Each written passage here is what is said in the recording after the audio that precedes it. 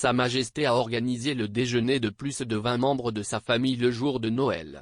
Parmi les invités figuraient le prince Charles et Camilla, le prince Édouard et son épouse Sophie, ainsi que leurs 2 enfants Lady Louise et James, le vicomte Severn. La princesse Béatrice et son mari Edoardo Mapelimosi étaient présents avec leur fille de 3 mois, Sienna. Ils ont été rejoints par Eugénie, son mari Jack Brooksbank et son fils Auguste, 10 mois. Le prince Andrew les a rejoints au château de Windsor, mais Sarah Ferguson a passé son premier Noël en tant que grand-mère seule. La duchesse d'York a passé Noël en dehors de ses filles et du reste de la famille royale depuis son divorce d'avec Andrew il y a 25 ans.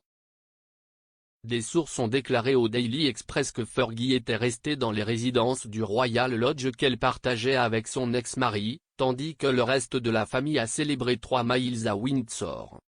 Le prince William et Kate, duchesse de Cambridge, sont également restés à l'écart ce Noël. Au lieu de cela, ils ont passé la journée avec leurs enfants et la famille Middleton à Amey Hall.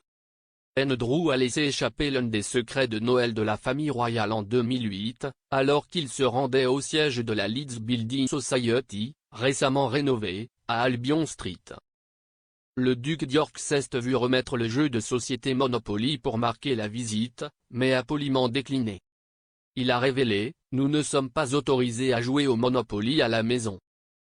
Le Télégraphe a rapporté à l'époque qu'Andrew avait déclaré que le jeu avait provoqué des disputes au sein de la famille et avait été interdit car il devenait trop vicieux.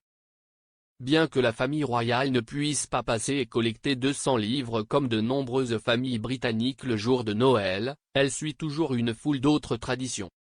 Les cadeaux de Noël sont un point central de la tradition royale. Conformément à l'héritage allemand de la famille royale, les cadeaux sont ouverts à 18 h la veille de Noël. Tout au long de la journée, les membres de la famille royale se rendent au Red Drawing Room de Sandringham pour placer des cadeaux sur une table. Le défunt prince Philippe coordonnait la tradition intégrale, selon l'auteur royal Brian Hoey. S'exprimant en 2014, il a déclaré « Au cours de l'après-midi, ils se faufilent tous dans le salon et placent secrètement leurs cadeaux sur la table. La règle est que personne ne peut ouvrir son colis sans l'autorisation du prince Philippe qui supervise la procédure.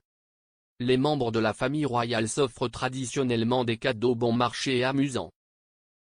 Le prince Harry était connu pour avoir tout mis en œuvre avec ses cadeaux pour la reine les années précédentes. Il a acheté une fois à Sa Majesté un bonnet de douche arborant le slogan Ain't Life a Be en 2013, qu'elle aurait trouvé très drôle. Une autre année, il aurait offert à sa grand-mère un jouet chantant Big Mouth Billy Bass. Cependant, tous les membres de l'entreprise n'ont pas adhéré à la tradition.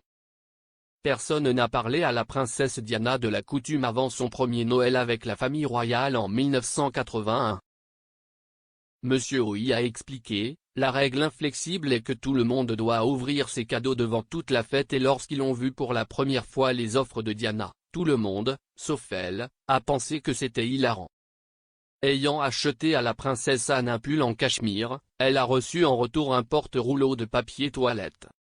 Diana a cependant suivi la tradition l'année suivante et a acheté à Fergie un tapis de bain à imprimer léopard.